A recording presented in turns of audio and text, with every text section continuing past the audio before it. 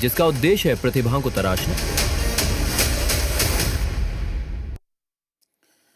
नमस्कार, आप देख रहे हैं न्यूज एट 6 और मैं हूं आपके साथ राजेश कुमार। पटना के पारस अस्पताल में चंदन मिश्रा की हत्या कैसे हुई, जी बिहार झारखंड के पास वारदात की एक्सक्लूसिव तस्वीरें हैं।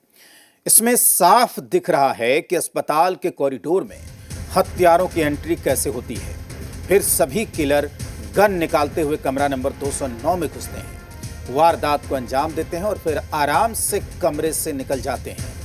तो जाहिर सी बात है कि आप देख सकते हैं कि किस तरीके से सभी हत्यारे, जितने भी किलर हैं, किस तरीके से पिस्टल लेकर आराम से वहाँ पर दाखिल होते हैं और वारदात को अंजाम देकर किस तरीके से निकल जाते हैं, इन तस्वीरों में आप देख सकते हैं। तो चंदन हत्याकांड की ये लाइव तस्वीरें, रूम नंबर 209 में किलर था, अस्पताल में हत्यारे दाखिल होते हैं, रूम नंबर 209 में पिस्टल लेकर जाते हैं और उसके बाद वारदात को अंजाम देकर जब वहाँ से निकलते हैं उस वक्त की भी तस्वीरें सामने आई हैं। और उसके बाद सभी हत्यारे किस तरीके से वहाँ पर अस्पताल से फरार हो जाते हैं, आप इन तस्वीरों को देख सकते हैं। तो लगातार हम इन तस्वीरों को आप तक पहुँचा रहे हैं, आपको दिखा रहे हैं कि किस तरीके से बड़ी वारदात को यहाँ पर अंजाम दिया गया। बिहार में लॉ एंड ऑर्डर की क्या स्थिति है, कहीं भी कोई भी सुरक्षित नहीं है।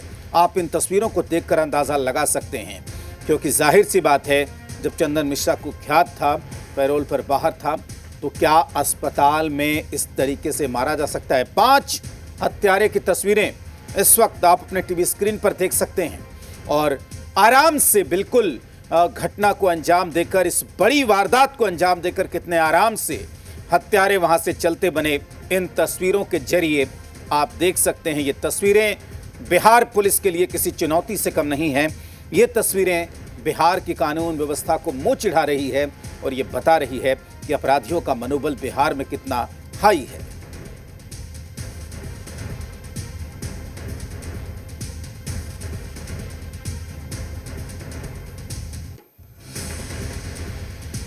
तो लगातार हम उन तस्वीरों को आप तक पहुंचा रहे हैं, किस तरीके से अस्पताल में घुसकर एक बड़ी घटना को यहां पर अंजाम दिया गया है। चंदन मिश्रा को गोली मारी गई है और गोली मारकर उनकी हत्या कर दी गई है। आपको बता दें कि चंदन मिश्रा की पैरोल कल ख़त्म हो रही थी और सरेआम आईसीयू में घुसकर किस तरीके से गोली मारी गई है। वारदात के बाद सभी अपराधी, सभी हत्यारे वहां से आराम से निकलते बने, आप इन तस्वीरों में देख सकते हैं। और इन चेहरों को पहचानिए, ये वही 5 हत्यारे हैं जिसने अस्पताल में घुसकर इतनी बड़ी घटना को यहाँ पर अंजाम दिया है। कुख्यात अपराधी चंदन मिश्रा जो पैरोल पर बाहर था, इलाज करा रहा था, उसे किस तरीके से अस्पताल में आईसीयू के भीतर घुसकर गोली मार दी गई है, आप इन तस्वीरों में देख सकते हैं। तो अस्पताल में गोली कांड हुआ है और जाहिर सी बात है कि इसके बाद कई तरीके के सवाल खड़े हो रहे हैं।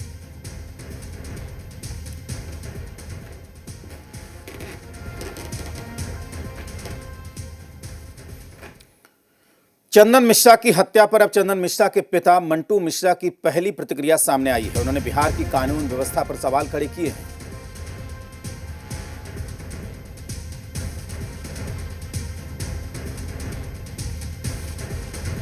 सैकड़ों अपराध किया आज तक, प्रशासन के पीछे क्या क्या है, हम नाम नहीं खोलेंगे उसी वक्त समय का तो खोलेंगे। किसने इस तरह का अपराध करके हम मोबाइल चलाता है, जेल से क्राइम कराता है, प्रशासन कहाँ रहती है।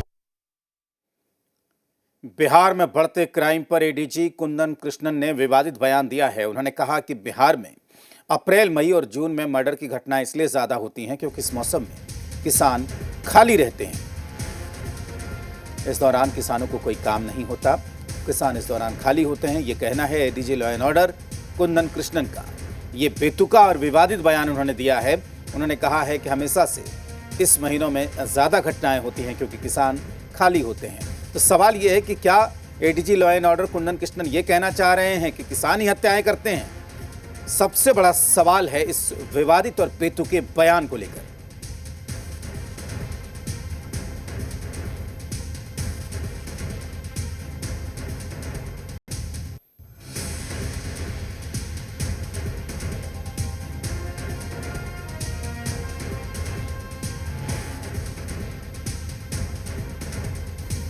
मई जून में ज़्यादा मर्डर होते आई है वर्षों से। अप्रैल मई जून जब तक बरसात नहीं होती है ये सिलसिला जारी रहता है, क्योंकि ज़्यादातर किसान को कोई काम नहीं रहता है। एक बरसात होने के बाद लोग, कृषक समाज के लोग व्यस्त हो जाते हैं और घटनाएं घटती है। तो बिहार की बिगड़ती कानून व्यवस्था के ऊपर एडीजे लॉ एंड ऑर्डर से जब सवाल किया जाता है तो किस तरीके से बेतुका जवाब मिलता है ये भी आपने देख लिया। तो एडीजी कुंदन कृष्णन के अप्रैल मई जून में अपराध बढ़ने वाले बयान पर नेता प्रतिपक्ष तेजस्वी यादव ने निशाना साधा है। वहीं deputy CM Vijay Sinha ADG के बयान पर डिफेंसिव नजर आए।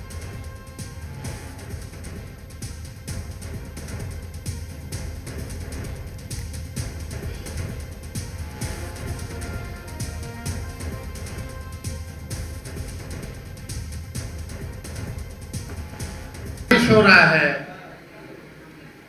तो अपने से पल्ला झाड़ ले कि भाई बारिश हो रहा है इसलिए अपराध जो बढ़ रहा है, तो आप छुट्टी ले लीजिए,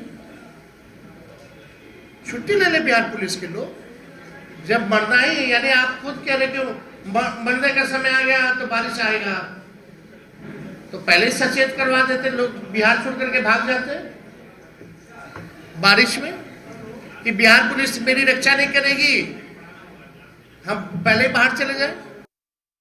किसान अन्नदाता है, ये मेहनत करके खाता और खिलाता है, और किसान अपराध में नहीं रहता है। जो मुफ्त के खाता और खाने की बात करता है वो अपराध करता है, और अपराधी बचेगा नहीं। कोई भी माँ अपराधी के लिए नहीं होगा। सरकार कानून का राज स्थापित करेगी। ने बताया कि किसानों के द्वारा ये किसान किस संदर्भ में हमने सुना नहीं है, लेकिन ये कतई उचित नहीं है। एडीजी कुंदन कृष्णन के बयान पर विपक्ष गुस्से में है। राष्ट्रीय जनता दल किसान प्रकोष्ठ के अध्यक्ष डॉक्टर चंदन यादव ने किसानों के बहाने केंद्र और राज्य सरकार को घेरा है। डॉक्टर चंदन यादव से खास बातचीत की जी मीडिया संवाददाता रजनीश ने।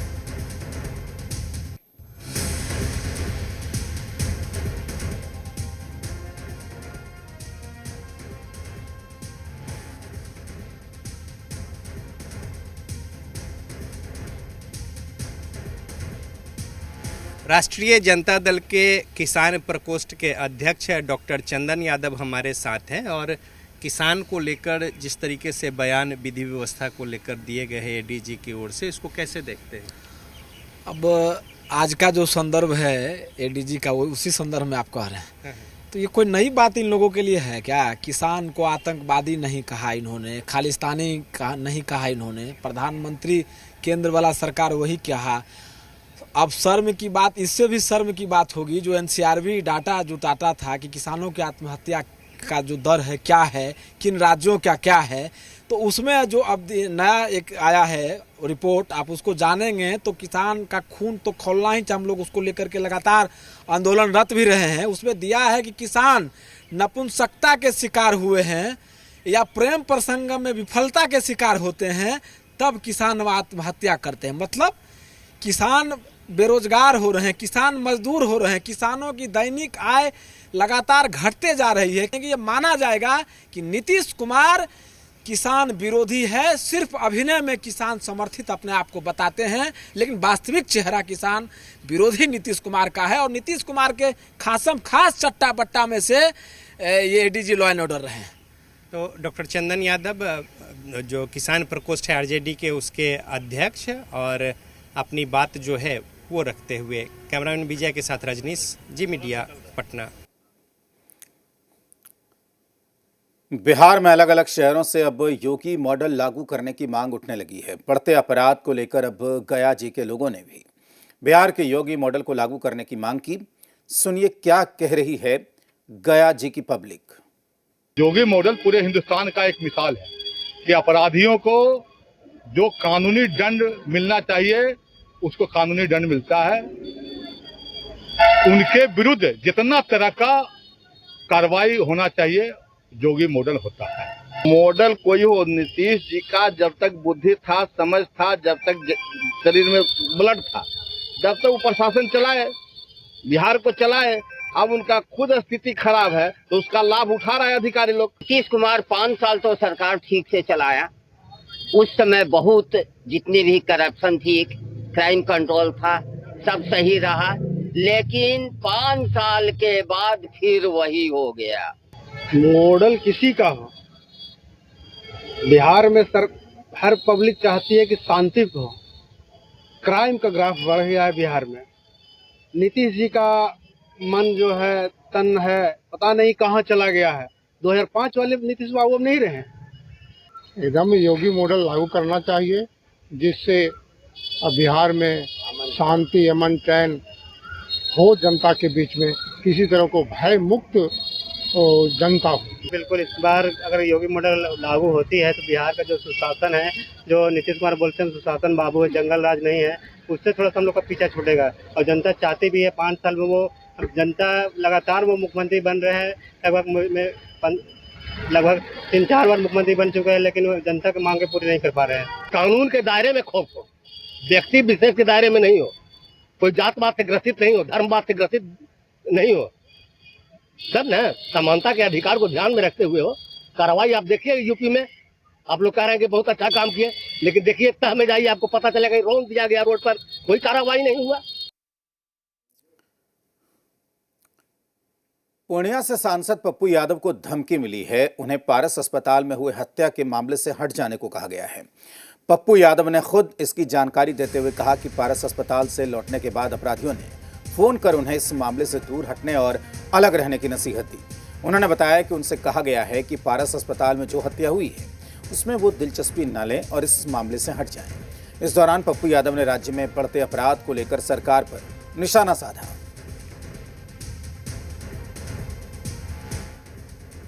सबसे बड़ा महापापी ये नेता लोग हैं, और ये पदाधिकारी जो जाति के आधार पर अपराधी का मूल्यांकन करता है, सत्ता के आधार पर करता है, और किसको मरवाना है, किस अपराधी से मरवाना है, ये हेडक्वार्टर तय कर रहा है।